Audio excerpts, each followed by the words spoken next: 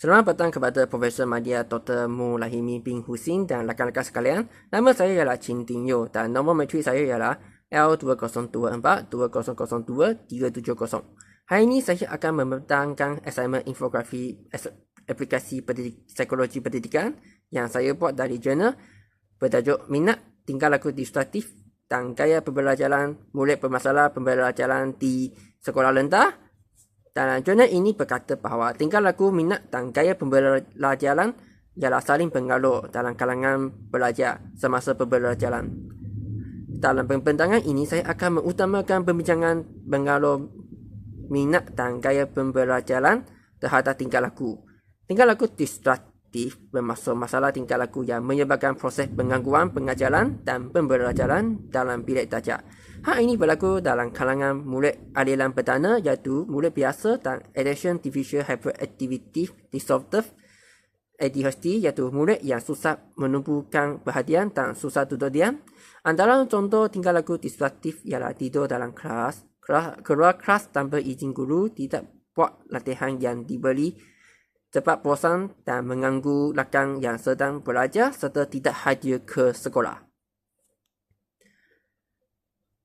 Antara teori yang telah dipelajari ialah teori perkembangan kognitif Piaget. Teori ini berkaitan dengan proses mental yang melibatkan pengamatan, pengetahuan dan pemahaman. Antara strategi teori tersebut ialah pembelajaran penemuan, iaitu mengalahkan murid untuk menggunakan intuisi, imajinasi dan kreativiti secara aktif. Contoh tindakan yang boleh dijalankan oleh guru ialah pengakulan interaktif, iaitu proses membuat generalisasi atau kesimpulan. Contohnya, mengajar perkataan apple boleh menunjukkan apple sebenar. Tindakan yang seterusnya ialah guna bahan bantu mengajar seperti model pembentuk pembelajar, monitor dan lain-lain.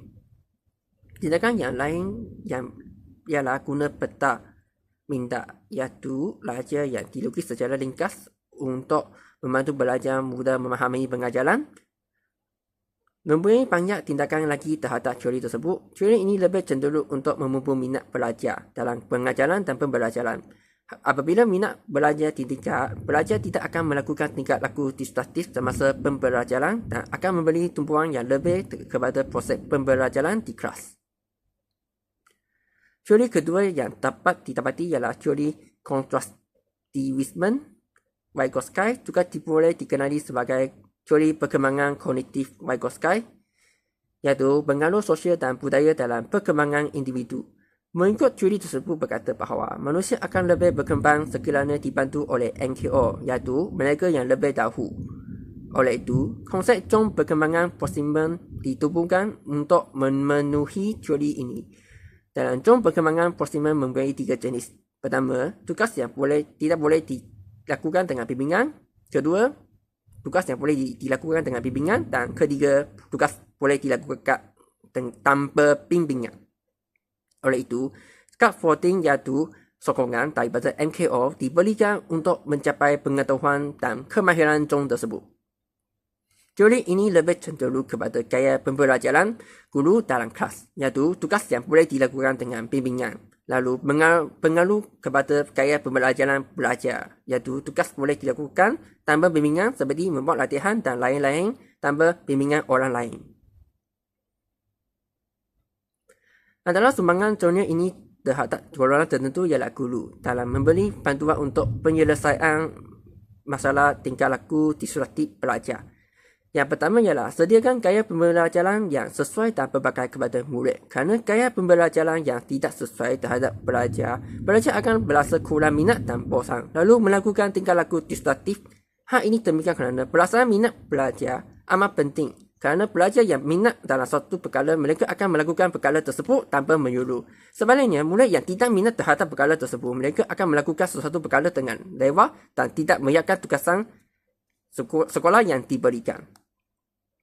Oleh itu, keberbagian gaya pembelajaran dalam pedagogi sangat penting untuk menarik minat murid untuk belajar, meningkat daya tubuhan dan kemahiran belajar, serta mengawal tingkah laku distruktif murid. Berikut ialah pembentangan saya. Sekian, terima kasih.